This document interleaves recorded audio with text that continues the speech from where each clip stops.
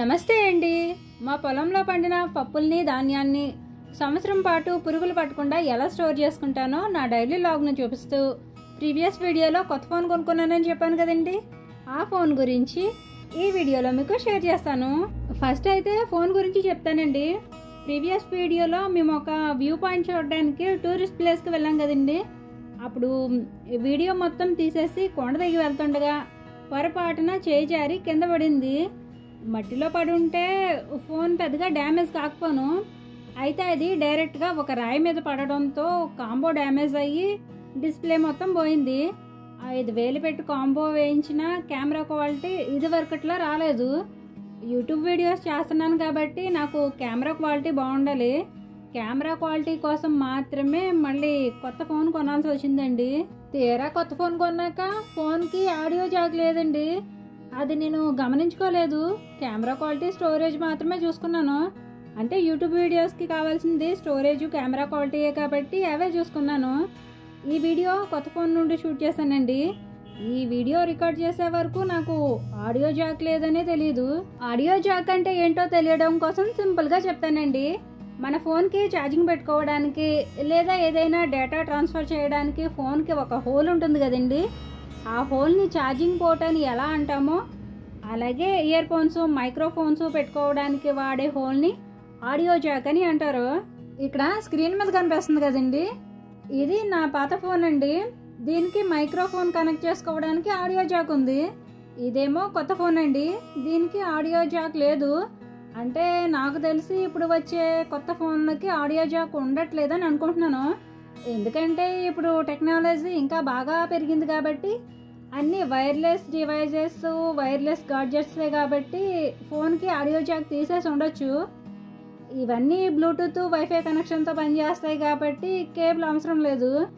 మరి ఇంతలా చెప్తున్నానని దయచేసి ఏమీ అనుకోకండి. తెలిసిన వాళ్ళకి తెలిసినా నాలా తెలియని వాళ్ళు కూడా ఉంటారని చెప్తున్నానండి. కొన్ని చాలా చిన్న చిన్న విషయాలే అయినా ఎవరైనా చెప్తేనే తెలుసుకునే వాళ్ళు ఉంటారో.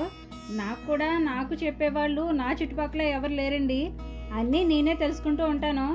అలా నాలాంటి చిన్న చిన్న క్రియేటర్స్ కూడా తెలుసుకుంటారని చెప్తున్నానండి. ఇక నా కొత్త మొబైల్ వచ్చేసి సామ్సంగ్ గెలాక్సీ A55 మోడల్ అండి. ఇది 5G సపోర్ట్ చేస్తుంది. స్టోరేజ్ వచ్చేసి 256 GB. యూట్యూబ్ వీడియోస్ కోసం సామ్సంగ్ మొబైల్ చాలా బాగుంటుందటండి. అందుకనే నేను సామ్సంగ్ మొబైల్నే తీసుకున్నాను. ఈ వీడియో క్వాలిటీ బెటర్గా కనిపిస్తుందో లేదో కామెంట్లో తెలియజేయండి. నా పెళ్ళైన దగ్గర నుండి ఇప్పటి వరకు మా ఇంట్లో మేము ఒక ఫోన్ మాత్రమే వాడామండి. ఇప్పుడు అవసరాన్ని బట్టి ఇంకో ఫోన్ కూడా వాడాల్సి వస్తుంది. సామ్సంగ్ మొబైల్ నేను ఆఫ్లైన్లోనే తీసుకున్నానండి. ఒకవేళ ఫోన్ గురించి ఇంకేమైనా మీరు డౌట్స్ అడగాలనుకుంటే కూడా కామెంట్స్లో అడగండి. ఓకేనండి. ఈ సంవత్సరం మేము పెసలు మినుములు పండించామండి. మాకు తెలిసిన వాళ్ళందరికీ ఇవ్వగా మిగిలినవి తెచ్చుకొని అవన్నీ ఒక రోజంతా ఎండలో బాగా ఆరబెట్టి పప్పు ఆడించి ఆ పప్పు అంతా పొట్టుపోయేలా శుభ్రంగా చెరిగేసి డబ్బాలో వేసి స్టోర్ చేసుకున్నాను. వాటితో పాటు అటుకులు కూడా ఆడించుకున్నానండి. ఈ అటుకులను చూస్తే మీకు అవి తినడానికా అమ్మడానికా అని డౌట్ వస్తుంది. ఈ సంవత్సరం మేము వరి కూడా పండించామండి. అందుకనే అటుకులు ఎక్కువగానే ఆడించాను.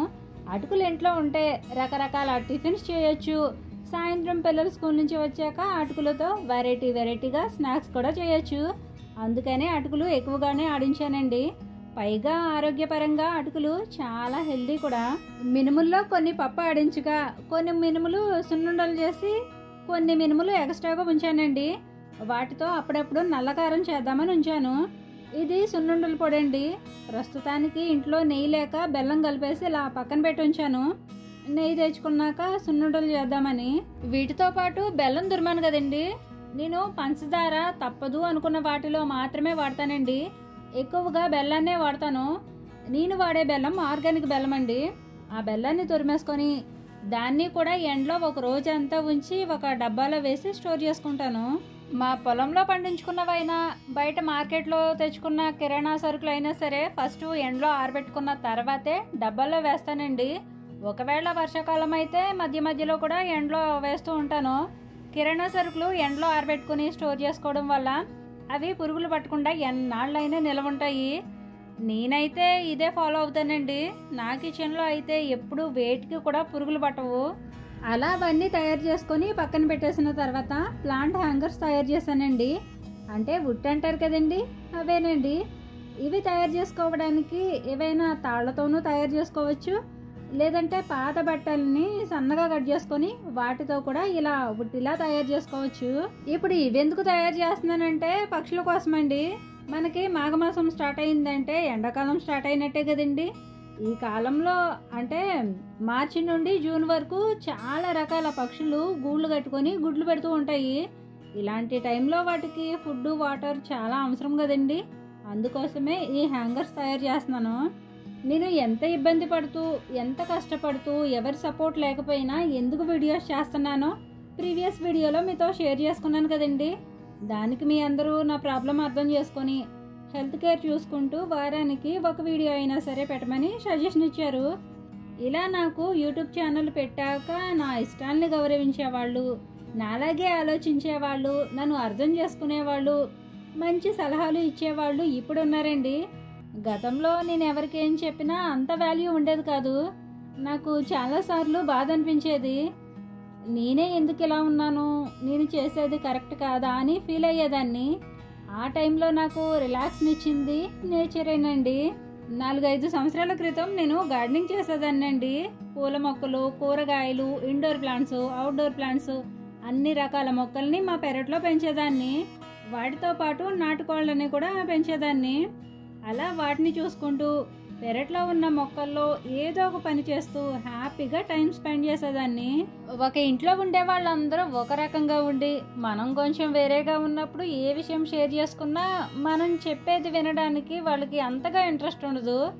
నా వరకు చూసుకుంటే నాకు మొక్కలు, కోళ్ళు, పక్షులు, మూగజీవాలు, వ్యవసాయం, ప్రకృతి ఇలాంటివన్నీ నాకే ఇంట్రెస్ట్ అండి. అందుకే నాకు నా ఫ్యామిలీ తర్వాత నాకు బాగా ఇష్టమైంది ప్రకృతి. ఇప్పుడు యూట్యూబ్ కూడా ప్రస్తుత కాలంలో సీత బాధ సీతదే, పీత బాధ పీతదే అన్నట్టు ఎవరి బాధ వాళ్ళది.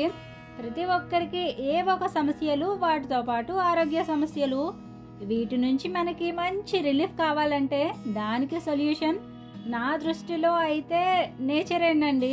ఒక మొక్క నాటినా, ఆ మొక్కకి పూసిన పూలు చూసినా, ఆ పువ్వు మీద వాలిన సీతాకోక చిలుకను చూసినా, వానజల్లు చూసినా, సూర్యోదయాన్ని చూసినా, పక్షుల గుంపు ఎగురుతూ కనిపించినా, పారే పంట కాలువలు కనిపించినా, పంట పొలాలు కనిపించినా, ఇలా ప్రకృతిలో కనిపించే ఏ అందాన్ని చూసినా సరే ఎంత బాధలో ఉన్నా ఒత్తిడి తగ్గి మనసు ప్రశాంతంగా ఉంటుంది.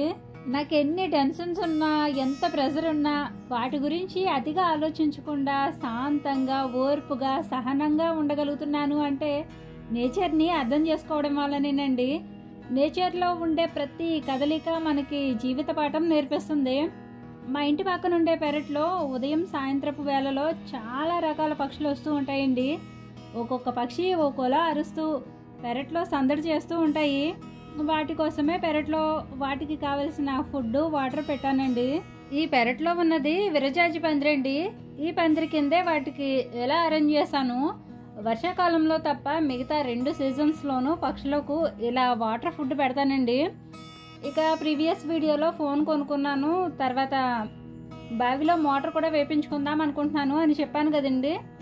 బట్టలు ఉతకాలన్నా, వాకిట్లో కల్లాపు చల్లుకోవాలన్నా, వంటకి తప్ప మిగతా అవసరాలన్నింటికి మా పెరట్లో ఉండే బావిలో నీళ్ళే వాడుకుంటామండి.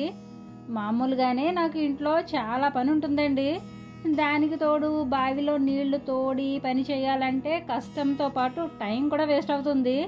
అందుకని ఈసారి ఈ బావికి మోటార్ వేయించుకుందాం అనుకుంటున్నాను. వీడియోస్లో కూడా నాకు చాలా మంది సజెషన్స్ ఇచ్చారు మోటార్ వేయించుకోమని. తప్పకుండా వేయించుకుంటానండి. ఇక ఆదివారం, మంగళవారం వీడియోస్ పెట్టలేదు కదండి. రీజన్ ఏంటంటే అనుకోకుండా మేము ఒక ఊరు వెళ్ళాల్సి వచ్చిందండి. ఆ కారణంగానే ఆదివారం, మంగళవారం వీడియోస్ పోస్ట్ చేయలేదు. ఇక డోర్ డెకరేషన్ వీడియోలో తలుపులు ప్లెయిన్గా కాకుండా వాటికి ఏదైనా డిజైన్ వేస్తే బాగుంటుందని కామెంట్స్ పెట్టారు. ఫ్రీ టైంలో వేయడానికి ట్రై చేస్తానండి. పక్షుల కోసం క్లాతులతో హ్యాంగింగ్స్ తయారు చేశాను కదండి. అలా తయారు చేసుకున్న వాటిలో పూల కుండీలు కూడా పెట్టుకోవచ్చు. నేనైతే వాటిని ఇలా 2 రకాలుగా వాడతాను. వాటిలో వేసిన గింజల్ని తినడానికి, వాటర్ని తాగడానికి పిచ్చుకలతో పాటు ఉడతలు కూడా వచ్చి తింటుంటాయి. ఇవి గింజల్ని తినేటప్పుడు భలే ఆశ్చర్యంగా ఉంటుందండి. మనకి 2 చేతులు ఉన్నా సరే ఒక గింజ వలవాలంటే కనీసం 1 నిమిషమైనా పడుతుంది. కానీ అవి కేవలం నోటుతోనే సెకండ్స్లోనే ఒలిచేసుకొని తినేస్తాయి. ఇది వరకు మా పెరట్లో చిక్కుడుపాదులు ఉండేవండి. ఆ చిక్కుడుకాయలు తినడానికి చాలా రామచిలుకలు వచ్చేవి. చిక్కుడుకాయలాగే ఉండేవి, కానీ అందులో ఉన్న గింజలు మాత్రం ఉండేవి కాదు. ఆ రామచిలుకలు కూడా చిక్కుడుకాయల్లో ఉండే గింజల్ని చాలా ఈజీగా తినేసేవి. ఇలాంటివన్నీ చూసినప్పుడు ఆశ్చర్యంతో పాటు ఆనందంగా కూడా ఉంటుంది. మా చిన్నప్పుడు మేము తాటాకింట్లో ఉండేవాళ్ళమండి. ఈ పిచ్చుకలు వచ్చి సూర్యులో గూళ్ళు కట్టుకొని గుడ్లు పెట్టేవి. చిన్నప్పుడు కూడా వీటిని నేను గమనిస్తూ ఉండేదాన్ని. గూడు కోసం గడ్డి పరకలు లాంటివి తేవడం, వాటి పిల్లలకి ఫుడ్ తెచ్చి నోట్లో పెట్టడం అన్నీ చూస్తూ ఉండేదాన్ని. చిన్నప్పుడు పిచ్చుకలు గుంపులుగా ఉండేవి. ఇప్పుడు వీటి సంఖ్య చాలా తగ్గిపోయింది. ఉన్న వాటినైనా కాపాడుకోవడానికి నా వంతుగా చిన్న ప్రయత్నం. ఓకేనండి, ఈ వీడియోలో నా కొత్త ఫోన్ గురించి, మా పొలంలో పండించుకున్నవన్నీ చక్కగా ఎండలో వేసి డబ్బాల్లో స్టోర్ చేసుకోవడం, పక్షులకు ఆహారం పెట్టడం, ఇవన్నీ చూసిన తర్వాత మీకు ఎలా అనిపించిందో మీ అభిప్రాయాన్ని కామెంట్ చేసి, మీకు ఈ వీడియో నచ్చితే తప్పకుండా లైక్ చేయండి. మరో మంచి వీడియోతో మళ్ళీ వస్తాను. ఉంటానండి. నమస్తే.